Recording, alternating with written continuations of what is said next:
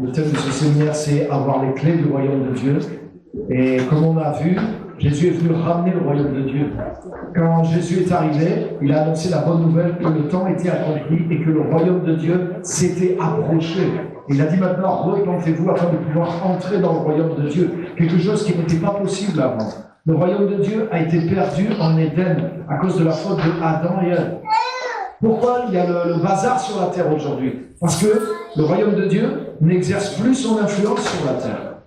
Vous savez, une chose qui est tellement importante à comprendre, c'est que, peut-être je vais vous choquer en disant ça, mais comme j'ai dit l'autre fois, attendez avant de me lapider. Mais je vais vous choquer pour vous faire réfléchir. Vous savez quelque chose, les amis? Dieu n'est pas Dieu sur la terre. Choquant ça. Pourquoi je dis ça? Parce que vous savez qui est Dieu sur la terre? C'est l'homme. Dieu a créé l'univers entier. Et Dieu s'occupe de l'univers visible et invisible. Mais il y a un endroit dans tout cet univers, un tout petit endroit pour lui qui s'appelle la planète Terre. Et sur cette planète, Dieu a décidé de créer un être qui soit comme lui, mais en miniature. Donc il a créé un tout petit univers dans lequel cette créature miniature qu'il a créée serait le Dieu de cet univers. Mais ce que Dieu lui a demandé, tu vas être mon représentant, tu vas être mon image, tu vas être le Dieu sur cette terre. Mais ce que je te demande, c'est de rester sous mon autorité, sous mon amour, pour que l'autorité que tu vas exercer sur cette planète, ça soit l'autorité du ciel, l'autorité de ma nature, l'autorité du gouvernement de Dieu. Il y a un verset qui dit ça dans la Bible, dans le psaume 115, je crois que c'est le verset 15. Verset tellement important, qui dit « Les cieux sont les cieux de l'Éternel, mais il a donné la terre au Fils de l'homme. » C'est important de comprendre ça. Si tu ne comprends pas ça, tu ne peux pas comprendre pourquoi il y a un Dieu qui est bon, qui est tout-puissant, et pourquoi la terre est dans un tel problème. Parce que Dieu a choisi pendant un temps de confier la terre à l'homme. Le ciel appartient à l'Éternel, mais il a donné la terre aux hommes. Ça veut dire qu'il a confié la gestion et la responsabilité de la terre aux êtres humains.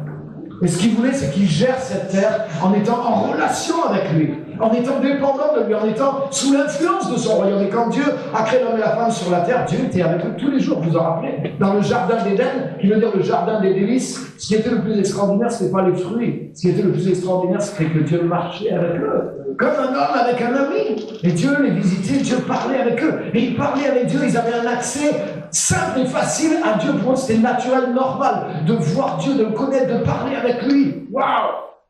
Vous avez vu hier, on a vu comment, par la révélation, quand tu vois Dieu, quand tu l'aperçois au travers de la révélation, tu es aussitôt transformé en son image. Alors imagine Adam et Ève qui voyaient Dieu sans aucun voile, quotidiennement. Ils étaient glorieux, les amis. Alléluia. Vous savez, dans la Bible, il dit qu'après qu'Adam et Ève ont péché, Dieu a fait des habits de peau à Adam et Ève. Et c'est ce qu'il y a dans notre traduction. J'ai discuté avec des juifs qui connaissent bien la parole, etc., etc. Et eux, ils ont une autre interprétation. Et l'ami juif que je connaissais me disait non, Dieu n'a pas fait des. C'est pas le sens de ça, c'est pas que Dieu a fait des habits avec de la peau d'animal pour Adam et Ève. C'est qu'à partir de là, Dieu a mis la peau sur l'être humain. Bon, je lui explique-moi. Il m'a dit avant, ils étaient revêtus de la gloire de Dieu. Leur corps était comme un corps spirituel, puisqu'ils voyaient Dieu, ils étaient dans un contact physique avec Dieu. Donc il y avait une gloire qui était sur eux. Et quand ils se sont séparés de Dieu, Dieu les a revêtus de peau. Ils sont devenus encore plus terrestres. Je ne sais pas si c'est vrai, si ça s'est vraiment passé comme ça, on verra ça au ciel, mais en tout cas le sens puissant. Et c'est sûr que Adam et Ève étaient dans une gloire extraordinaire, le fait de marcher comme ça dans la présence de Dieu. Alléluia. Dieu est bon. Et Dieu a confié la terre aux fils de l'homme. Mais quand les fils de l'homme ont désobéi à Dieu, ils sont sortis du royaume de Dieu, ils sont sortis de cette présence de Dieu. Et ils se sont mis sous l'influence du serpent ancien, de celui qui les a trompés, de celui qui est un anti-Dieu, de celui qui a son propre royaume, qui est un royaume de ténèbres, et qui vient uniquement pour égorger, voler et détruire. Et quand l'homme s'est mis sous l'autorité et l'influence de celui qui vient pour égorger, tuer et détruire, Et c'est ce qui a commencé à se passer sur la terre. Parce que Dieu a remis la terre aux fils des hommes.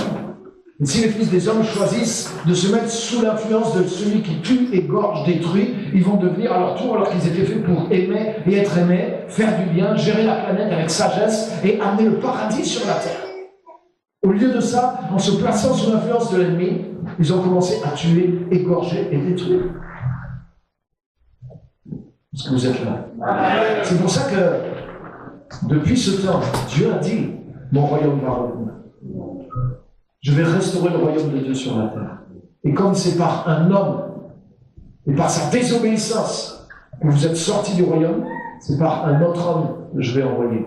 Et par son obéissance, que le royaume va revenir sur la terre. Et cet homme, c'est Jésus-Christ. Alléluia. Et c'est pour ça que si nous passons, tu sais, quand tu te fais baptiser, c'est pas juste un savon. Le baptême, c'est un passage. Quand tu te fais baptiser, avec l'Esprit de Dieu, bien sûr, c'est pas juste le geste du baptême. Mais quand tu es converti par l'Esprit de Dieu et que tu passes par le baptême, c'est un passage. Tu quittes ce monde. Tu quittes ce monde sans le royaume de Dieu. Tu quittes ce monde qui était sous l'influence de Satan. Et tu passes par un passage et tu rentres dans un autre endroit. Dans l'endroit dans lequel il y a la présence de Dieu. Dans lequel il y a l'Esprit de Dieu. Quand Jésus est sorti de l'eau, aussitôt l'Esprit de Dieu est venu sur lui. Et il a entendu la voix du Père. Le baptême, c'est un passage qui te ramène dans le royaume de Dieu. Si quelqu'un naît d'eau et d'esprit, il peut voir le royaume de Dieu. Il rentre dans le royaume de Dieu. Alléluia. Comment notre âme est arrivée dans le monde? On est tous passés par le même chemin. On est tous passés par le ventre de notre mère. Et comme si aujourd'hui on peut tout filmer, un jour ils vont mettre une GoPro sur le bébé pour voir comment ça se passe quand il naît, tu vois. Et quand le bébé, si tu mettais une GoPro sur le bébé, une petite caméra là pour voir comment ça se passe quand il naît, tu verrais un tunnel avec de la lumière au fond. Tu sais que quand les gens meurent, c'est la chose qu'ils voient. La Bible dit, même façon pour tous d'entrer dans le monde, même façon pour tous d'en sortir. Ton âme n'est pas matérielle, mais Dieu envoie ton âme dans un corps. Et au travers d'un tunnel, avec une lumière au bout, tu rentres dans la dimension de la terre. Et un jour, tu quittes la dimension de la terre. Mais quand tu rentres en Christ et que tu te fais baptiser, tu passes par un autre tunnel, avec la lumière au bout. Et tu rentres dans le royaume de Dieu, ce royaume de Dieu qui a été perdu en Jésus-Christ. Il est retrouvé en Jésus-Christ, pardon. Alléluia! Alléluia! Si tu es né de nouveau, si tu as été baptisé, tu es né dans le royaume de Dieu. Tu es environné du royaume de Dieu. Alléluia! Peut-être tu ne le vois pas avec tes yeux, mais il est là. La Bible dit, vous ne vous êtes pas approchés d'une montagne qui soit visible. Mais il dit, mais vous vous êtes approchés de la cité du Dieu vivant, de la Jérusalem céleste, des milliers d'anges en fait, du sang de Jésus qui parle mieux que celui d'Abel. Donc ce n'est pas des choses que tu vois, mais c'est des choses qui sont réelles et tu t'es réellement approché d'elles parce que la gloire te revêt à nouveau. Nous sommes transformés de gloire en gloire. Cette gloire qui était sur Adam et Ève, sur leur corps et qui leur permettait d'être dans un réel contact avec Dieu. Cette gloire revient sur toi en Jésus-Christ et c'est ce qui te permet d'être dans un contact réel avec Dieu, malgré que tes yeux ne le voient pas. Mais si Dieu ouvrait tes yeux physiques, tu verrais que les anges sont avec toi, tu verrais que le ciel est autour de toi, tu verrais que la Jérusalem céleste est là, que tu vis réellement dans le royaume de Dieu. Alléluia! Qu'est-ce qui s'est passé le jour où Jésus est monté avec ses disciples sur une montagne qui s'appelle la montagne de la transfiguration? Jésus a pris 3 de ses disciples et il les a introduits dans son moment de prière personnelle. Vous savez, je crois une chose, et j'enseigne cette chose-là, je crois qu'il y a 2 modèles de prière que Jésus a enseignés. Un premier avec des paroles que tout le monde connaît, sans comprendre des fois, qui s'appelle le Notre Père. Jésus, dans ce modèle de prière avec des paroles, il a enseigné sur quelles sont les choses qu'on doit demander en priorité dans la prière. Et vous remarquerez que nos besoins personnels viennent en dernier. Donne-nous aujourd'hui notre pain de ce jour, c'est à la fin. Les choses qu'on doit demander d'abord, que ton nom soit sanctifié, mais aussi que ton royaume vienne sur la terre, comme au ciel. Hey, parce que je suis l'être humain, c'est moi qui ai la responsabilité d'amener le royaume de Dieu sur terre. Ce que Adam et Ève devaient faire, Dieu l'a redonné à l'Église. Amen. Dieu avait dit à Adam et Ève, allez-y, dominez sur la planète, amenez le royaume de Dieu, amenez ce qui est en Éden, amenez-le sur toute la planète. Mais Adam et Ève sont sortis. Le diable a ouvert une porte de sortie, ils sont sortis. Mais Jésus-Christ est revenu. Alléluia. Alléluia. Tu sais que que quand Adam et Ève commençaient à exercer l'autorité du royaume de Dieu sur la terre, le diable est venu pour les arrêter. Quand Jésus-Christ, le deuxième Adam, est passé par le passage du baptême, que l'Esprit de Dieu est venu sur lui et qui ramenait le royaume de Dieu, le diable est arrivé directement pour le tenter aussi. La même chose s'est reproduite, sauf que là, le second Adam était plus fort que le premier. Le premier vivait dans un paradis de délices où il mangeait que des bonnes choses. Il avait une chose à ne pas faire, pas manger ce fruit-là. Mais il l'a fait. Jésus-Christ, au bout de 40 jours de jeûne, de prière, dans le désert, le diable arrive, vas-y, transforme ces pierres en pain. C'est beaucoup plus dur. Mais le deuxième Adam n'est pas fait de la même nature que le premier Adam. Et il a résisté une fois, deux fois, trois fois, et le diable est reparti vaincu. Ça veut dire qu'à partir de ce moment-là, le royaume de Dieu est revenu dans un homme, et le royaume de Dieu a recommencé à fonctionner dans un homme sur la terre. C'est pour ça qu'à partir de ce moment-là, partout où Jésus arrivait, les démons partaient, les maladies partaient, et le royaume de Dieu avançait au travers de lui. C'est ce même royaume qui est en toi, par l'Esprit de Dieu. C'est ce même royaume, si tu es né nouveau, dans lequel tu es entré. C'est ce même royaume qui fait de toi un fils du roi, une fille du roi, et tu marches environné de la gloire de Dieu et de la gloire du ciel. Alléluia! Quand Jésus est monté sur la montagne de la transfiguration, deuxième modèle de prière. Le premier, c'est avec des paroles, que ton règne vienne. Le deuxième, il est sans paroles. Jésus a dit, je vais vous montrer ma deuxième école de prière. Jésus a dit, venez avec moi. Il a pris Pierre, Jacques et Jean. Il est monté sur une autre montagne et il dit que pendant qu'il priait, son visage s'est mis à resplendir comme le soleil. Même ses vêtements, la lumière sortait de Jésus. Même ses vêtements ont été transformés. Ils étaient lumineux. Il y avait de la lumière qui sortait de lui. Mais tu sais quoi? Jésus n'était pas surpris. Et le pire, pendant qu'il se passe ça, voilà Moïse et Élie qui d'un coup deviennent visibles. Et ils sont en train de parler avec Jésus de ce que Jésus doit accomplir pour aller à Jérusalem. Et Pierre, Jacques et Jean, ils sont stupéfaits. Mais tu sais quoi, Jésus ne trouve pas ça bizarre. Et Pierre commence à dire, mais Seigneur, c'est super, on va dresser des tentes, on va faire une tente pour toi, on va faire une tente pour Moïse. Et la Bible, il ne savait pas ce qu'il disait, tellement il était secoué par ce qui se passait. Et pendant qu'il était en train de dire ça, le comble de tout, là, il y a une nuée lumineuse qui est descendue. Un nuage, mais avec de la lumière. Avec de la lumière comme de l'or, qui était là, qui brillait, qui scintillait. Et de cette nuée, une voix est sortie. Celui-ci est mon fils bien-aimé. Écoutez-le. Et tout ça a disparu et Jésus était là, lui seul avec ses disciples. Jésus l'a dit, ne dites rien de ces choses-là, comme je ne suis pas ressuscité. Allez, on s'en va. Mais pour Jésus, c'était normal. Jésus a dit, waouh, c'est super, on vient de vivre une visitation, quelle onction, c'est extraordinaire, j'avais vu Moïse. Non, pour Jésus, c'était normal. Et en plus, Jésus les a amenés exprès pour voir ça. Tu sais qu'est-ce que Jésus a fait? Tu sais, ce jour-là, Jésus n'a pas reçu quelque chose de spécial. C'est uniquement les choses qui étaient déjà là et en Jésus, écoute bien, sont devenues visibles pour les trois.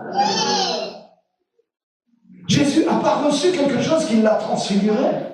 C'est simplement la nature même de Jésus. Jésus a dit quoi? Je suis la lumière du monde. La nature qui était en Jésus est devenue visible. Pendant qu'il priait au contact de l'Esprit de Dieu, ce qui était invisible. Mais tu sais qu'est-ce que dit la Bible? Dans 2 Corinthiens 3, dit que nous tous qui le visage découvert contemplons sans voile la gloire du Seigneur. Toutes nos traductions disent nous sommes transformés. Mais le mot qui est là, c'est le même mot qui a été employé pour transfigurer en parlant de Jésus. Sauf que les traducteurs n'ont pas eu le courage ni la foi de croire que nous aussi on était transfigurés. Pourtant c'est le même mot, métamorpho en grec, qui a donné métamorphose. Métamorphosé. Jésus a été métamorphosé. Donc il y a, quand tu es sur terre et que tu vis, écoute bien ça, quand tu es sur terre et que tu vis, ça c'est une des clés du royaume de Dieu. Quand tu es sur terre et que tu vis avec l'Esprit de Dieu, il y a une puissance en toi, qui est une puissance de métamorphose. Et à chaque fois que tu es dans ce contact avec Dieu, quand tu es dans cette prière avec Dieu, dans laquelle tu ne viens pas juste pour demander, mais dans laquelle tu viens pour trouver la présence de Dieu. Alléluia. Jésus a dit, vous, quand vous priez, ne priez pas pour vos besoins parce que votre Père sait déjà à l'avance. Mais combien de chrétiens passent 90% de leur prière à prier pour leurs besoins? Pourquoi on doit prier si on ne prie pas pour les besoins? Jésus l'a révélé sur la montagne de la transfiguration. On doit prier pour de la présence de Dieu. Ce qu'on a chanté, c'est tellement vrai. Le chrétien, le seul enfant de Dieu, a le pouvoir d'entrer dans le Saint des Saints, au travers du sang de Jésus. Hébreux 10, 19. Nous avons un libre accès. Tu as un forfait illimité. Et tu peux télécharger des mégas et des mégas et des omégas. Parce que tu es, en tant qu'enfant de Dieu, grâce au sang de Jésus, tu peux rentrer dans la présence de Dieu. Et dans la présence de Dieu, tu peux rentrer avec la faiblesse, mais tu vas ressortir fort. Tu peux rentrer contrit, humilié, mais tu vas sortir relevé et rendu puissant. Parce qu'il y a une force de transfiguration qui opère par le Saint-Esprit qui vit en toi. Alléluia. Et Jésus a voulu montrer ça à ses disciples.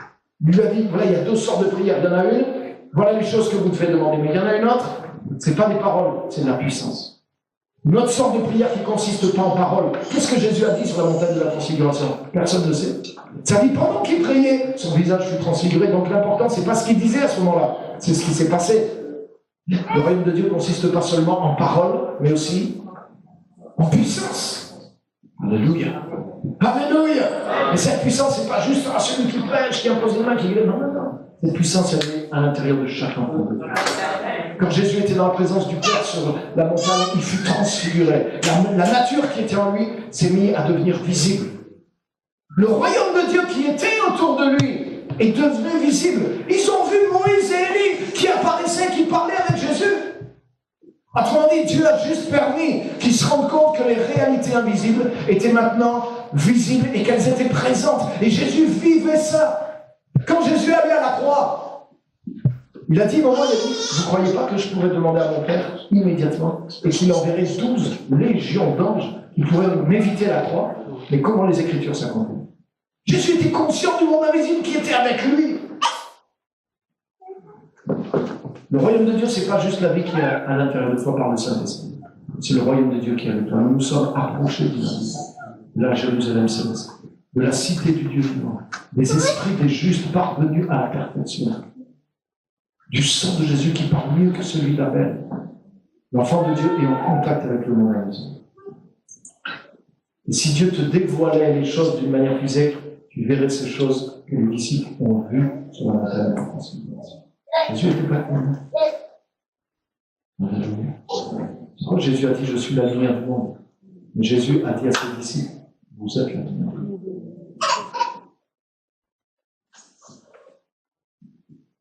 La nature de la lumière, la nature de Jésus-Christ est à l'intérieur des enfants de Dieu. Quand tu es vraiment dans la présence de Dieu, quand tu rentres en contact avec la présence de Dieu et que l'Esprit de Dieu est en toi, il y a un processus de transfiguration qui est là. La nature de lumière qui est en toi est comme réveillée par la présence de Dieu, par l'onction, par la parole de Dieu, par tout ce qui vient de Dieu. Ça édifie, ça réveille, ça stimule la nature de Dieu qui est en toi. Et tu es transformé, tu es changé par cette nature. On va te dire, est-ce que tu es transfiguré dans ta vie? Tu peux le trouver. C'est réel, ça existe. Le prier, c'est pas faire sa liste de courses. C'est pas arriver à Dieu en disant, je veux 1, 2, 3, 4, 5, 6, 7, 8, au nom de Jésus, Amen. Merci Seigneur. Bénis ma journée, bénis mon travail, bénis ma femme, bénis mes enfants. Fais que je sois riche, fais que je sois en bonne santé, fais que tu payes dans ma vie. Excusez-moi, c'est les païens qui font comme ça. C'est ce que Jésus a dit. Il dit, cherchez-vous d'abord le royaume de Dieu et sa justice. Je ne prie pas pour juste avoir une bonne vie sur terre. Je prie pour que ce qui est du ciel soit manifesté sur terre. Parce que je suis devenu un instrument du ciel. Je suis un porteur du royaume de Dieu. Je n'ai pas juste une vie à 2 dimensions. J'ai une vie à 3 dimensions. J'ai quelque chose dans ma vie que l'homme naturel n'a pas. Il y a un royaume qui m'accompagne que l'homme naturel n'a pas et ne voit pas. C'est pourquoi je ne peux pas, en tant qu'enfant de Dieu, je ne peux pas vivre ma vie simplement sur 2 dimensions. Mais je dois vivre cette vie à 3 dimensions. Et l'Esprit de Dieu va te rendre conscient de toutes ces choses-là. Comme sur la montagne de la transfiguration, l'Esprit va t'ouvrir les yeux pour que tu puisses voir qui tu es et que tu puisses voir le royaume de Dieu qui t'environne, pour que tu puisses voir les choses que tu dois faire pendant que tu vis sur la terre. Moi, je retiens même. Alléluia. Est-ce que le Dieu qu'on sert n'est pas extraordinaire? Alléluia. Je trouve qu'on acclame le nom de Jésus.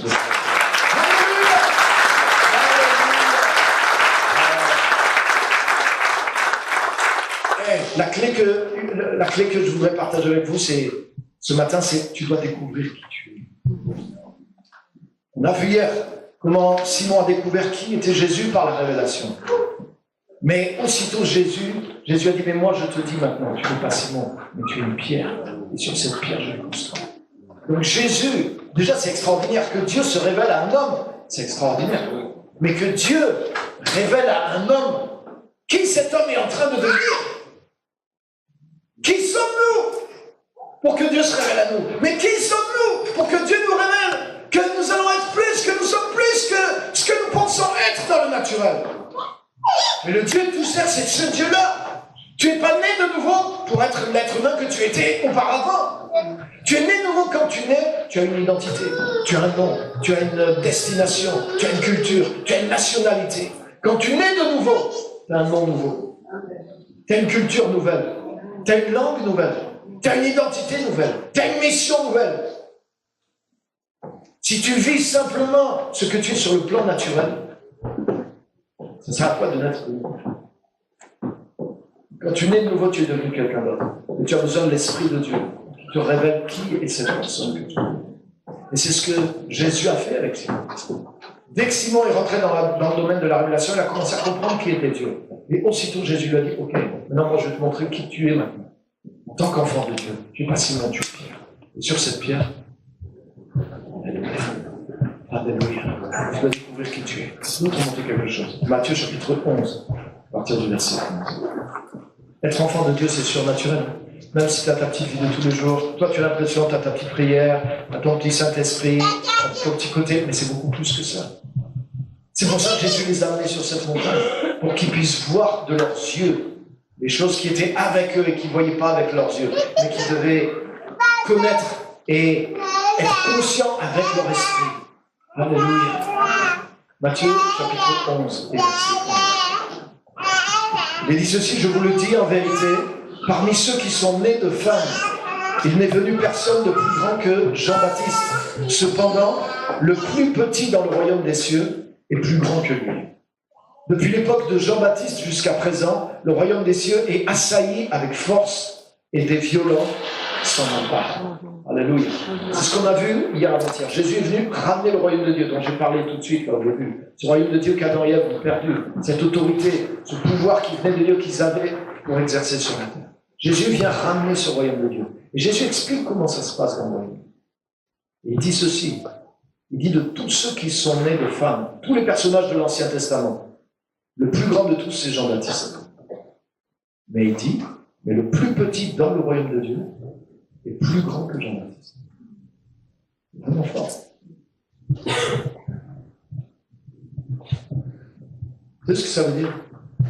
Ça veut dire que dans le royaume de Dieu que Jésus est venu amener, tout le monde peut être grand. L'Ancien Testament, c'est l'époque où il y a eu quelques grands noms, quelques grands personnages. Il y a eu Moïse, il y a eu Élie, il y a eu Élisée, il y a eu Jérémie, il y a eu Ézéchiel, il y a eu Déborah, il y a eu Esther, il y a eu Samuel. Donc c'était des gens que Dieu choisissait, Dieu mettait une onction sur eux. Et ces gens devenaient exceptionnels. David, il a été loin du Saint-Esprit, donc la dimension du royaume opérait en lui. Mais tout le peuple ne pouvait pas avoir cette onction-là. Parce que le royaume n'était pas manifesté encore. Et quand Jésus est venu, il a réouvert le royaume. Et il dit, le plus grand de tous ceux de tous les hommes et femmes de Dieu des temps passés, le plus grand de tous, c'est Jean-Baptiste. Il dit, mais le plus petit dans le royaume des cieux, le plus grand. Puissant. C'est-à-dire que n'importe lequel d'entre nous qui sommes en Jésus-Christ, pouvons devenir grands dans le royaume de Dieu. Dans le Nouveau Testament, dans ce que Jésus est venu amener. Excusez-moi, mais le culte de l'homme de Dieu, le culte de la femme de Dieu, c'est quelque chose qui est de l'ancienne alliance. Il n'y a pas d'hommes de Dieu, de femmes de Dieu qui sont supérieurs aux autres dans le Nouveau Testament. Chaque enfant de Dieu est appelé à devenir grand. Parce qu'il a le royaume de Dieu. Il a le potentiel que les gens dans l'ancienne alliance n'avaient pas. Moïse connaissait la transfiguration, il l'a vécu. La peau de son visage rayonnait lui aussi quand il sortait de la présence de Dieu. Mais il était exceptionnel, Dieu l'avait choisi, et lui seul pouvait rentrer dans cette présence divine révélée. Mais dans le Nouveau Testament, chaque enfant de Dieu peut le faire. Mais si tu es transfiguré régulièrement dans la présence de Dieu, excuse-moi, tu ne peux pas rester petit. Tu ne peux pas rester médiocre. Tu ne peux pas rester banal. Tu ne peux pas rester sans force. Tu ne peux pas rester sans puissance. Et si dès le début de ta vie chrétienne, tu comprends ça et que tu l'exerces, mais tu vas t'utiliser. Dans mon église, par exemple, j'ai des gens qui se sont convertis récemment. Ils ne connaissaient rien, ils ne connaissaient pas la Bible, ils ne connaissaient rien du tout. On a commencé à leur enseigner ces choses dès le début. Vous êtes enfant de Dieu. L'Esprit de Dieu en vous. Donc le miraculeux vous environne. Oui, vous pouvez prier pour des malades. Ils ont dit, ok. Ils ont commencé à faire au travail. Il y en a, il a commencé à dire, il y avait un de ses collègues, j'ai mal au dos, je peux prier pour toi si tu veux. Ok, bien. Au nom de Jésus, douleur, comme ça. Comme j'aurais appris tout simplement, mets ta main sur lui. Au nom de Jésus, sans fermer les yeux, sans transpirer, rien du tout. Tu mets ta main sur lui, c'est la puissance de Dieu qui agit, c'est pas ta transpiration. Mais mets ta main sur lui. Dis-lui simplement, au nom de Jésus, pars. Au nom de Jésus, douleur, pars. Sois guéri au nom de Jésus. Il fait ça à son collègue, là. Instantanément.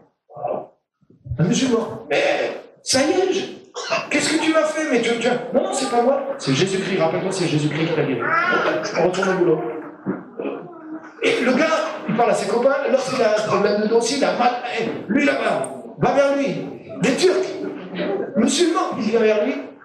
Ouais, je vais prier pour toi, mais c'est au nom de Jésus. Ouais, pas de souci pour lui. Ok. Douleur, pars au nom de Jésus, sois guéri de ton mal. Instantanément, guéri. La nièce de ce monsieur travaille dans un magasin de prêt-à-porter, dans un beau centre commercial, tu vois le style. C'est une jeune, un peu comme vous, toute belle, toute mignonne. Il l'a embauchée dans un magasin de prêt-à-porter. Sa collègue, j'en peux plus, j'ai des douleurs, ça fait des manques. Ah, mais je peux prier pour toi si tu veux. Un truc, ouais, je prie au nom de Jésus. Ah, ok. Douleur part, sois guéri de ton mal au nom de Jésus instantanément. Mais qu'est-ce que tu m'as fait? C'est parti.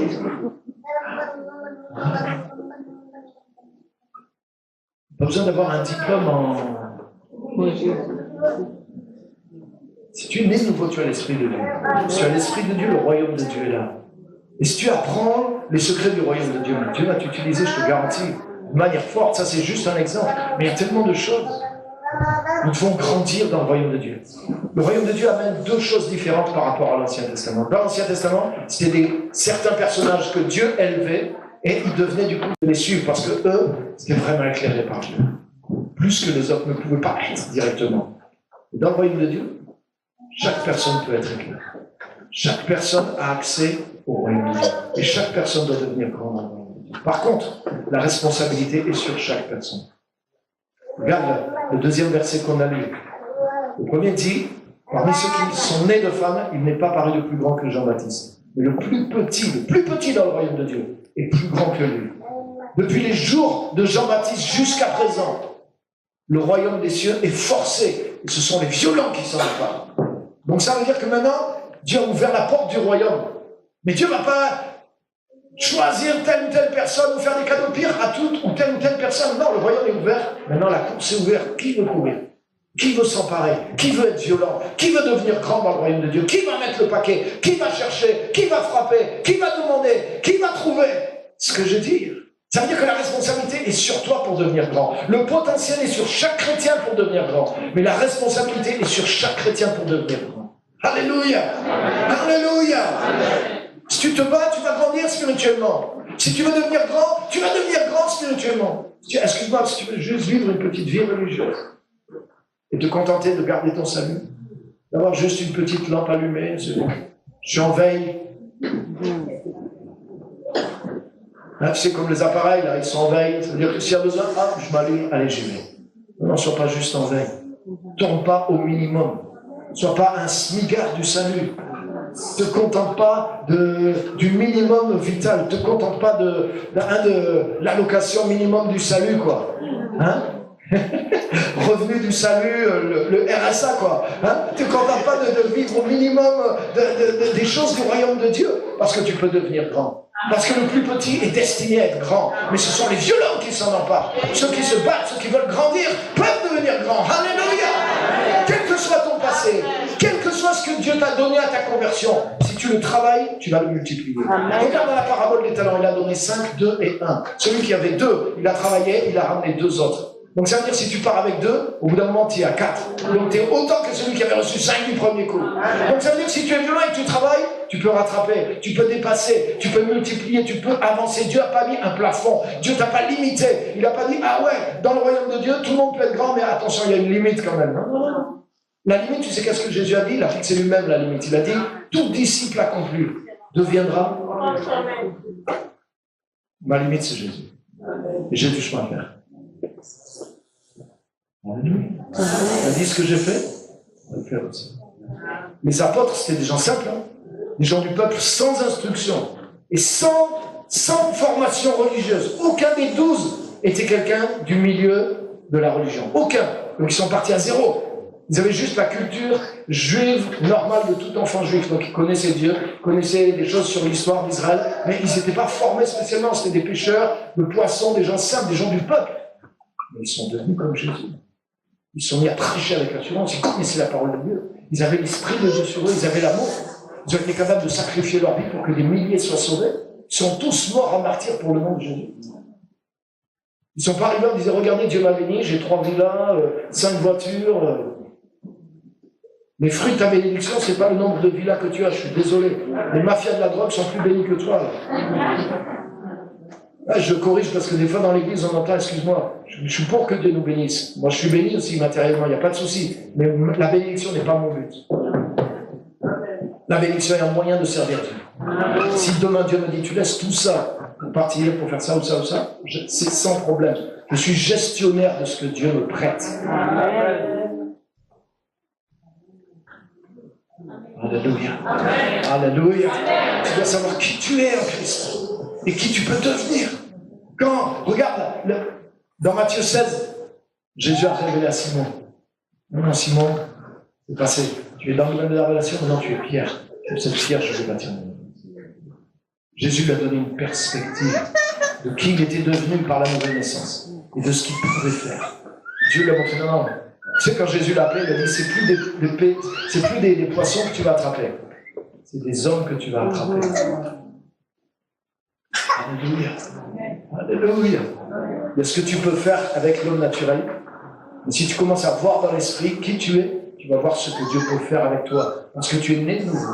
Donc il y a une personne nouvelle qui s'est installée en toi. Et qui a un autre potentiel que celui que tu penses avoir sur le plan naturel. Alléluia. Alléluia. Le plus petit dans le royaume des cieux est plus grand que les personnages de l'Ancien Testament. Mais c'est les violents qui s'emparent de tout ça. Tu as le potentiel d'être grand, mais tu dois vouloir être grand et être violent pour saisir la grandeur que Dieu a préparée. Alléluia. Moi, il y a une chose qui a changé ma vie, une vérité qui a changé ma vie, et avec laquelle je cours. J'ai compris une chose, j'ai compris qu'on a une seule vie à vivre sur la terre. J'ai compris que quand je vais mourir, et que je vais comparaître devant Dieu, Dieu va me dire, qu'est-ce que tu as fait avec ta vie? Et j'ai réfléchi, et je réfléchis souvent à ça. Et tu sais, quand tu vas être ce jour-là devant Dieu, c'est pas la question du salut ou pas du salut, je suis enfant de Dieu, je le salue. C'est juste comment j'ai maximisé mon temps. Qu'est-ce que j'ai fait avec les dons et les talents que Dieu m'a donnés. Et si Dieu me dit, mais tu te rends compte avec ce que je t'avais donné, si tu avais été un violent, regarde, tu aurais pu faire ça. Tu aurais pu toucher des millions de gens. Tu aurais pu faire que dans ce pays, il y ait tel changement. Tu aurais pu faire que dans cette ville, il y ait tel changement. Tu aurais pu amener tous ces gens au Seigneur. Tu aurais pu devenir cette personne d'influence. Tu aurais pu influencer. Tu aurais pu utiliser les réseaux sociaux. Tu aurais pu écrire. Tu aurais pu faire des films. Tu aurais pu faire telle ou telle chose. Devenir important dans la ville. Tu aurais pu avoir cette influence dans la ville et amener un changement profond dans la vie des gens, etc. Si tu avais bâti ta vie selon le plan que j'avais pour toi, tu aurais fait tout ça. Tu n'as rien fait. Seigneur, permets-moi de revenir sur la terre pour que je recommence une deuxième fois la vie que tu m'as donnée. Maintenant que je vois clair, Seigneur, je te promets, je vais faire fructifier tout ce que tu m'as donné pour pouvoir te servir. Mais je ne pourrais pas. Donc, tu sais ce que j'ai fait? J'ai réfléchi à ce jour final et maintenant j'essaie de vivre ma vie comme si c'était ma deuxième chance. Tu vois ce que je veux dire? Parce que j'ai compris que... C'est pour ça que je ne peux pas dire, tu vois, on parlait avec la louange des fois, ah mais comment prendre confiance en soi? Je ne pourrais pas dire à Jésus, tu sais, Seigneur, j'étais timide.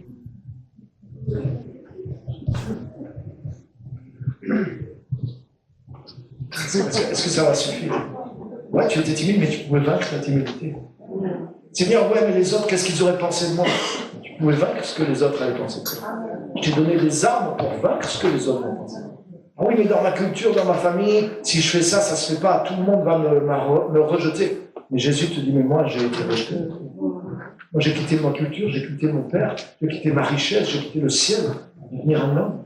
Et en tant qu'homme, j'ai quitté toute la gloire des hommes pour mourir comme un criminel sur une croix, alors que je suis le seul qui n'ait jamais péché. Est-ce que toi, tu ne pouvais pas faire quelques sacrifices pour moi, pour que mon plan s'accomplisse dans ta vie, pour pouvoir bénir les autres, pour que d'autres soient sous l'influence du royaume de Dieu? Est-ce que tu ne pouvais pas vaincre, toi, ces obstacles? Là, qu'est-ce que je veux dire?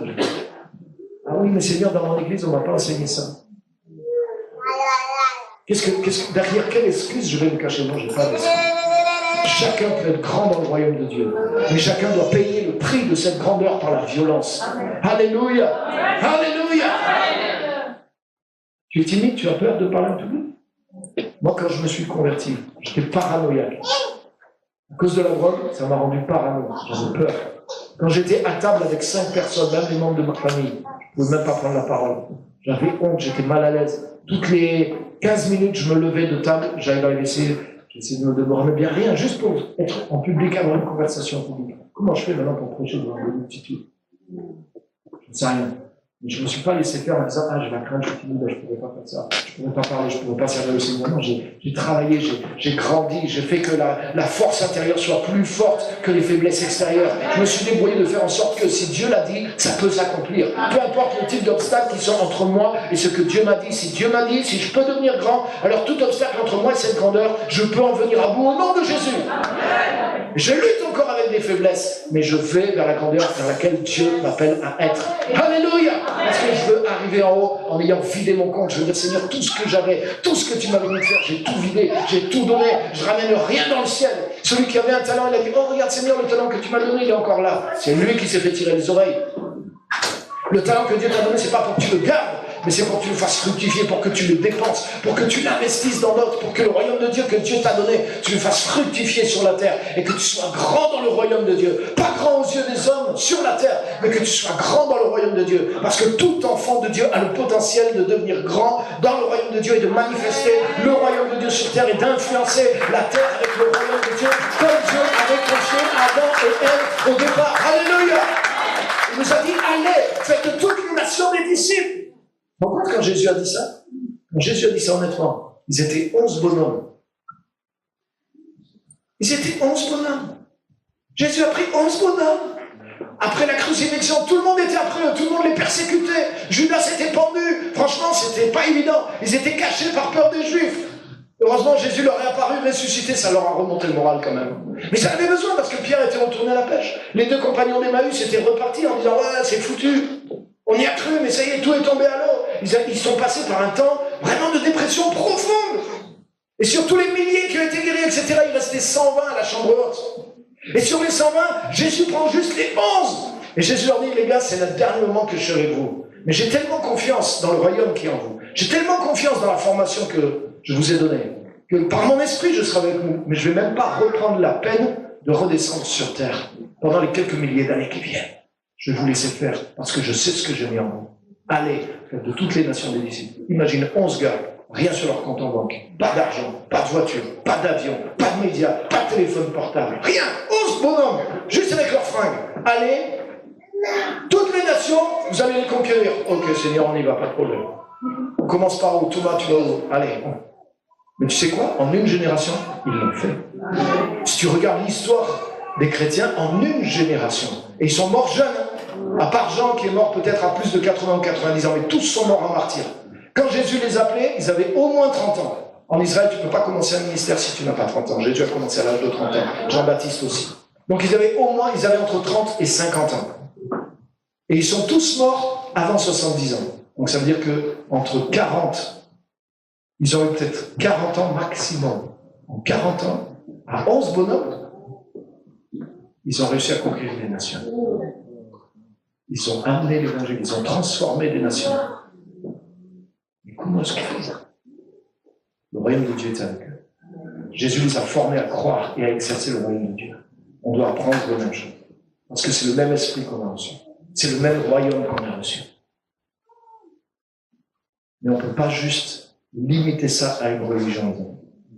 Moi, je suis pasteur, j'ai des églises aussi. Mais je suis conscient qu'on est trop replié sur l'aspect religieux, culturel. C'est juste un aspect. On doit influencer les nations. On est le sel de la terre, on est la lumière du monde. Et on a quelque chose en nous dont le monde a besoin. La Bible dit que la création entière soupire. Et elle attend quoi? La révélation des fils et des filles de Dieu. Ça veut dire qu'il y a quelque chose, une délivrance qui ne s'opère pas dans le monde, même dans le monde physique, parce que les enfants de Dieu ne prennent pas leur place. Oh, alléluia. J'aimerais qu'on puisse voir qui on est ce matin. Regardez avec moi un verset puissant ici, Éphésiens chapitre 2. Responsabilité. Être enfant de Dieu, c'est une responsabilité. C'est un privilège, mais tout privilège amène des responsabilités. Mais si tu prends la responsabilité de ton privilège, tu vas devenir grand dans le royaume de Dieu. Si tu décides de développer le talent qui est en toi, c'est la volonté de Dieu. Et tu remarques que tu vas grandir. Donc regarde pas, dis-toi pas, ah ouais, mais je connais les chrétiens, ils sont restés médiocres. Ton modèle, c'est pas les chrétiens. Ton modèle, c'est Jésus. Ah mais ils en sont bien sortis, ils ont le salut, en plus ils ont prospéré matériellement, ils n'étaient pas malades. Je sais que le diable te laisse tranquille si tu veux pas lui faire la guerre.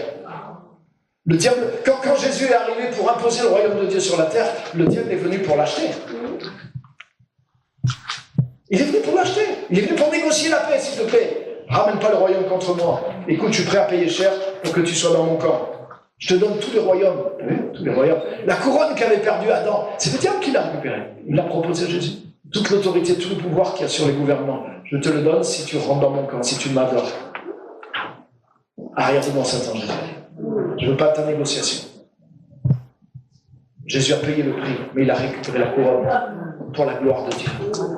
Pas pour qu'elle reste dans le camp de Satan, mais pour qu'elle soit dans le camp de Dieu. Et nous sommes dans le camp de Dieu. Nous avons cette couronne. Nous avons l'autorité. Regarde les dernières paroles que Jésus a dit. Regarde, c'est fort, Matthieu 28. C'est pas la peine de l'afficher. Matthieu 28, 18. Il dit ceci, regarde bien. Toute autorité m'a été donnée dans les cieux et sur la terre. Rappelle-toi ce que j'ai dit au début. Les cieux sont les cieux de l'Éternel, mais il a donné la terre au Fils des hommes. Mais Jésus est venu en tant que Fils de l'homme. Jésus est redescendu là où Adam a tout perdu. Il a été dans les enfers. Il a récupéré la couronne en tant qu'homme. C'est pas Dieu qui est venu régler les affaires sur terre. Dieu s'est fait homme parce qu'il a donné la terre aux hommes. Il fallait que ce soit un homme qui le fasse. Jésus est venu en tant qu'homme et il a récupéré ce qu'Adam et Ève avaient perdu. Et c'est pour ça qu'il dit maintenant, tout pouvoir m'a été donné non seulement dans le ciel, je l'avais déjà avant. Jésus était Dieu dans le ciel avant de venir sur terre. Il dit, mais maintenant c'est non seulement dans le ciel, mais c'est sur la terre. Et il dit à ses disciples, aux 11 bonhommes, il leur dit maintenant, vous allez et faites de toutes les nations vos disciples. Pourquoi? Parce que cette autorité, ce royaume que j'ai récupéré, je vous associe à son autorité. Et je vous associe à sa mission. Et bien, mon ami, le pouvoir du royaume de Dieu agira dans ta vie dans la mesure où tu es soumis à la mission du royaume de Dieu.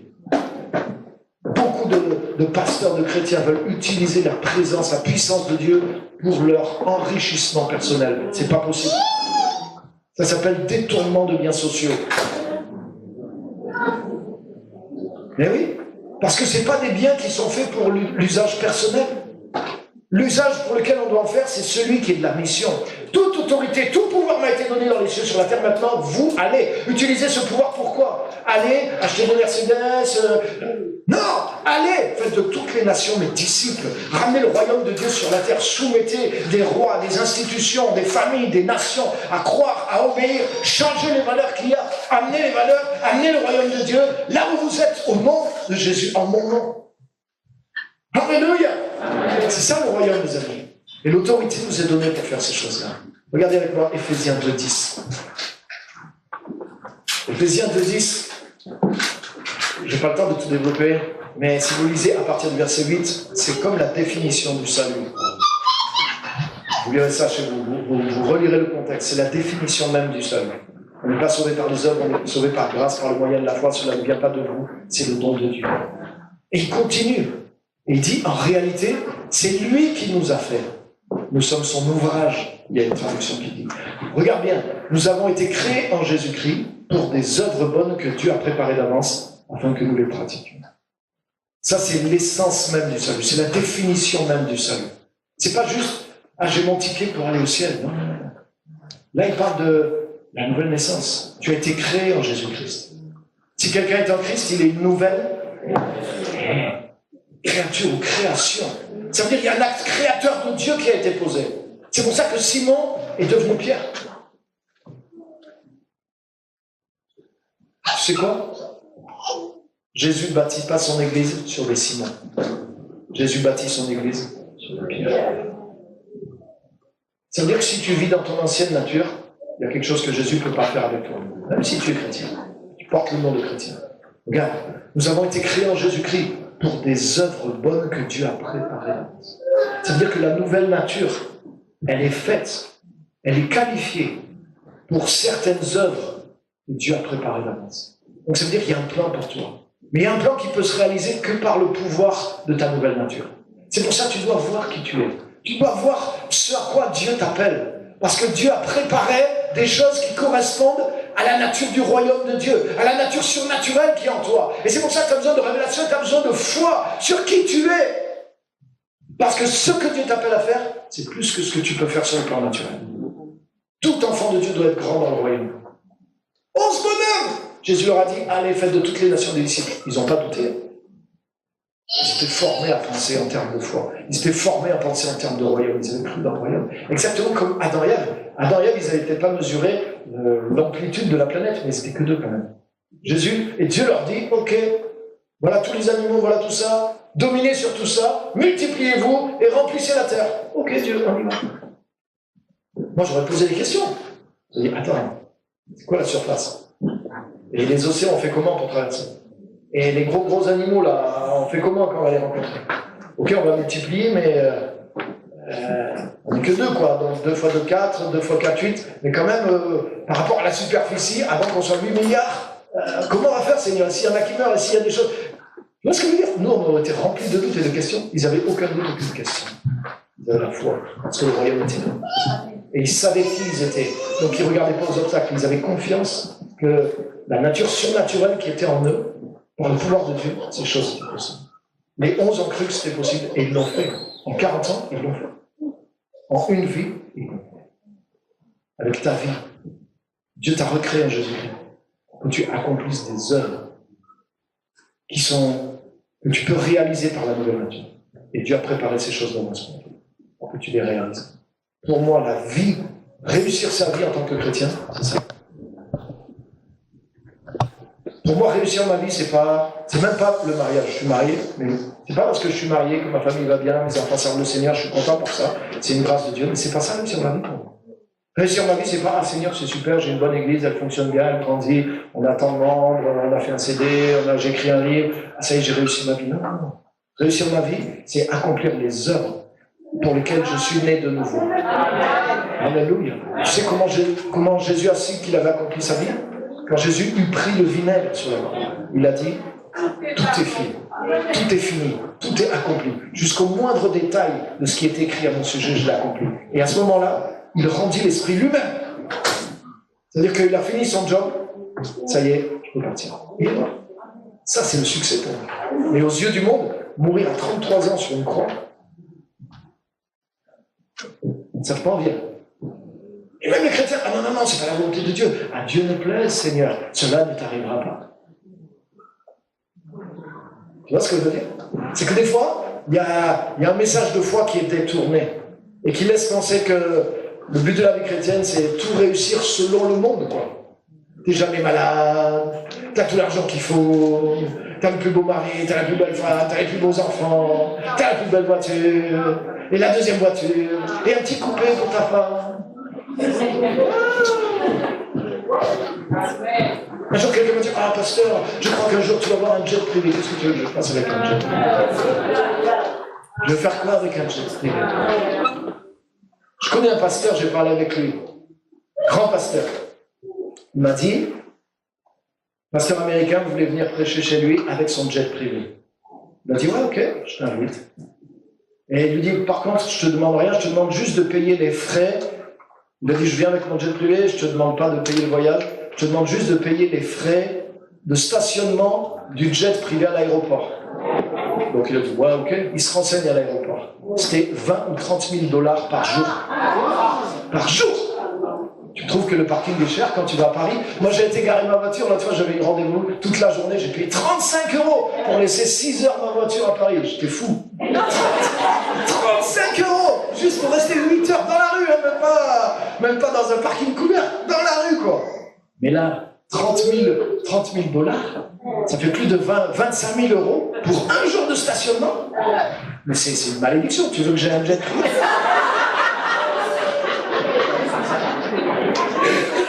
T'es fou, quoi. Donc ça veut dire quoi? Combien te coûte le truc, quoi? Oh. Même si tu voyages en première classe, tu vas payer 2 000 € un billet d'avion. Voyage en première classe, c'est fini. Moi, quand je voyage en deuxième classe. Je suis le meilleur. Si tu veux voyager, contacte-moi. Je te trouve les billets le moins cher. Où tu vas. Je fais des allers-retours à Abidjan à 280 €. C'est pas mal, hein? Aux États-Unis, des allers-retours aux États-Unis, 400 €. Régulièrement. Il faut prendre son temps de chercher, il faut regarder les époques, etc. Donc tu veux que j'ai un jet privé? Si tu me donnes un jet privé, le lendemain, il est en vente sur le bon coin.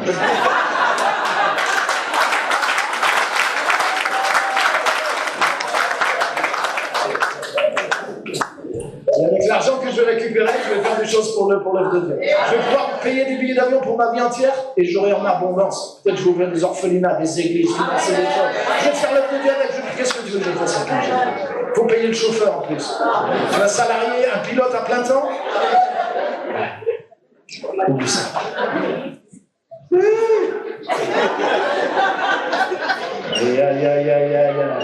Dieu nous appelait en Jésus-Christ pour des œuvres bonnes que Dieu a préparées d'avance. L'apôtre Paul pouvait dire ça. L'apôtre Paul a dit, à un moment donné, tellement il était saisi par la force de ce qu'il faisait pour Jésus.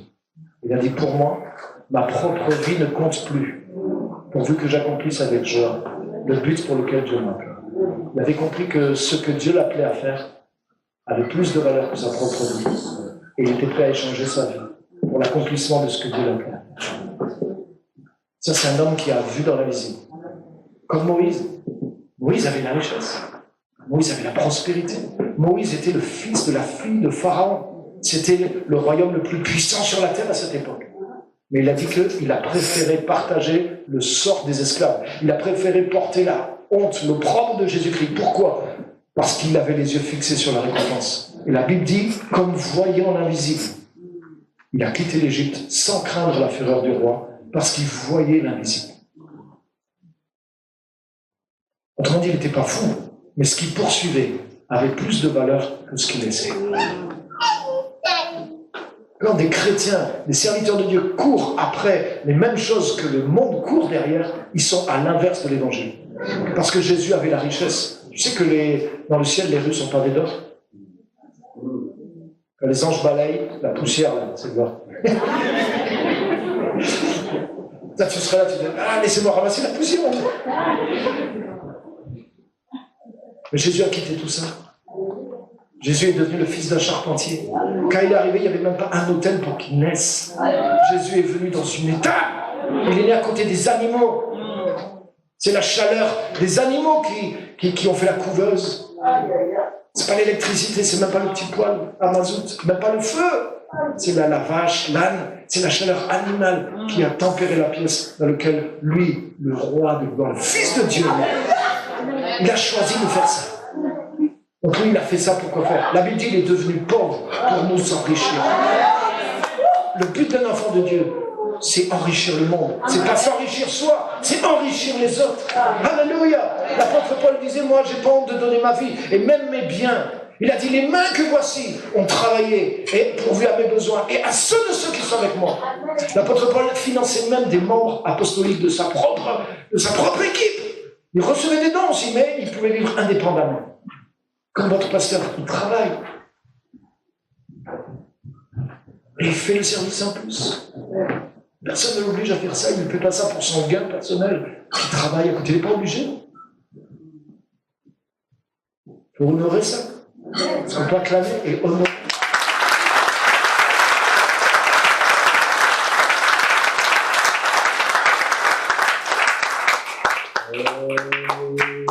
Alléluia. Et ta nouvelle nature te qualifie pour une mission spéciale. Ta nouvelle nature te qualifie pour une mission spéciale. Les amis, nous devons prêcher par la parole, mais nous devons prêcher par nos œuvres aussi. Je termine avec ça. Matthieu chapitre 5, verset 14 à 16. Matthieu chapitre 5, verset 14 à 16. Alléluia. Chaque chrétien a un appel. Chaque chrétien est nouveau et appelé pour des œuvres que Dieu a préparées d'avance. Et chaque église a un appel aussi. Parce que l'église, c'est l'assemblée des membres du royaume de Dieu dans un endroit donné sur terre. Vous êtes le rassemblement des fils et des filles du royaume dans cette ville de Lille, dans ce quartier de Lille. Et vous n'êtes pas là juste pour vous-même, mais vous êtes là, vous êtes une assemblée pour gérer les affaires du royaume dans cette localité. Et vous devez prier pour savoir, Seigneur, qu'est-ce qu'on doit faire avec le royaume de Dieu? L'appel qu'on a, la nature qu'on a, les dons surnaturels qui sont sur nous, comment on peut toucher les gens autour de nous, comment on doit amener le royaume de Dieu, comment on doit gagner les âmes, mais comment on doit influencer le monde qui est autour de nous par la lumière du royaume de Dieu aussi. C'est ça notre travail. Nous sommes l'assemblée, nous sommes l'assemblée du royaume de Dieu. Nous devons gérer les affaires du royaume de Dieu dans un endroit donné. C'est ça le but de l'Église. C'est pas juste de se fortifier entre nous, mais c'est de s'entraîner entre nous et de capter la direction de Dieu et d'imposer le royaume de Dieu partout où Dieu nous demande d'aller et d'agir. Donc nous devons prêcher avec la parole, nous devons prêcher par les œuvres aussi. Regarde ce que Jésus dit, vous êtes la lumière du monde. Rappelle-toi la montagne de la transfiguration. Jésus était la lumière et la lumière est devenue visible. Toi aussi, tu es lumière, mais tu as besoin que cette lumière devienne visible à tes propres yeux pour comprendre la nature nouvelle qui est en toi. La Bible dit, autrefois vous étiez ténèbres, maintenant vous êtes lumière dans le Seigneur. Vous êtes des enfants de lumière, c'est réel, c'est dans ta nature. Mais tu dois le voir, tu dois le croire, et tu dois voir la puissance qu'il y a dans la lumière. Une ville située sur une montagne ne peut pas être cachée. Amen. Parce que la nuit, elle éclaire, on la voit de loin. Et on n'allume pas non plus une lampe pour la mettre sous un seau, mais on la met sur son support, elle éclaire tous ceux qui sont dans la maison. Regarde bien, que votre lumière, le verset d'après, que de la même façon, votre lumière brille devant les hommes, regarde, afin qu'ils voient votre belle manière d'agir. Une traduction dit vos œuvres, vos bonnes œuvres, et qu'ainsi, ils célèbrent la gloire de votre Père Céleste. C'est-à-dire qu'on doit prêcher avec la parole, mais on doit manifester Dieu par nos œuvres aussi. Regarde, que votre lumière, c'est ta nature, brille devant les gens, afin qu'ils voient vos œuvres et qu'ils glorifient votre Père. Ça veut dire qu'il y a des choses, il y a des valeurs, il y a des choses que nous, en tant qu'enfants de Dieu, on va amener dans le monde, même sans parole. Ils vont reconnaître, ça c'est le royaume de Dieu. Ça vient de Dieu. Ça c'est la compassion en œuvre. Ça c'est la justice en œuvre. Ça c'est l'amour en œuvre. À ceci, le monde reconnaîtra que vous êtes mes disciples. À l'amour que vous aurez les uns pour les autres. La parabole du bon samaritain. Vous connaissez? Le sacrificateur, il était trop pressé, il allait dans sa réunion. Le lévite, il était trop pressé, c'était la répétition de la louange. Mais le samaritain, il est passé et il a manifesté la nature de Jésus envers ce gars qui était tombé. Et Jésus a dit, c'est lui qui a fait la volonté de Dieu. C'est lui qui a été le vrai adorateur, pas ceux qui étaient juste au temple. Donc, on doit prêcher avec nos bouches, mais par nos actes, on peut manifester cette lumière, la nature de Dieu qui est en nous. C'est pour ça que Jésus dit, par exemple, si quelqu'un te frappe sur la joue droite, tends la joue gauche. Parce que personne ne peut faire ça normalement. Il faut avoir la nature de Dieu pour pouvoir faire ça. La nature de l'homme, c'est que tu rends direct. Tu m'as mis là. Ok. Quelqu'un te frappe sur la joue droite, frappe-le sur la joue gauche. Ça, c'est la nature humaine. Et puis, rends-lui le double, rends-lui les intérêts avec. Pour que lui puisse plus répondre derrière. Ah, nous les hommes, on va pas se laisser marcher dessus quand même. Mais Jésus est un homme aussi. Il dit, ne sois pas vaincu par le mal, sois vainqueur du mal par la vie. Si tu manifestes la nature de Dieu d'une manière spéciale, les gens vont voir la différence. Et ces gens-là ont la nature de Dieu. Ça, c'est Dieu sur terre. Et je veux connaître ce Dieu que tu manifestes par ta lumière, par ta nature. Votre lumière, c'est votre nature. Donc tu dois découvrir cette lumière que tu as, la manifester par des paroles et par des œuvres dans le monde. Nous avons ce mandat d'influencer les nations avec l'évangile. Alléluia. Dieu va vous équiper. Dieu vous demande de penser plus large que ce que vous avez pensé. Ne pensez pas juste en termes, je ne parle pas juste en termes de nombre ou quoi que ce soit, même dans la manière de faire. Même si c'est comme à tâtons, étendez-vous. Faites des œuvres dans la ville, impliquez-vous dans la communauté, avec des associations, avec des œuvres en tant que chrétien. Prêchez l'évangile, mais levez-vous. Mettez la justice là où il y a l'injustice. Mettez la compassion là où il y a la misère. Faites des œuvres dans le quartier. Impliquez-vous dans la communauté. Le sel a de la valeur s'il est jeté dans la nourriture. Si vous vous mélangez aux gens, pas juste dans le but de les évangéliser tout de suite, mais en manifestant la nature de Dieu.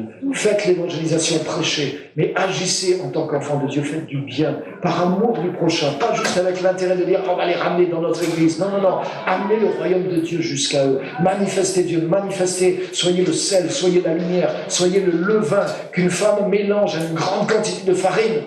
Sans la farine, le levain ne sert à rien.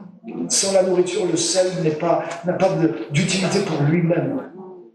Donc, touchez le monde. Dieu va vous conduire, Dieu va vous parler. Le séminaire, même là, il y a des idées que vous devez utiliser pour pouvoir grandir et pour faire. Vous êtes en train de chercher qu'est-ce que vous devez faire en tant qu'Église dans cette ville. Quelle est l'œuvre que Dieu vous commande pour pouvoir grandir. Utilisez tout ça. Et c'est une parole de Dieu que je suis en train de vous dire. Parce que je vois ça dans l'esprit. Donc, que Dieu vous inspire, que Dieu vous bénisse. Merci.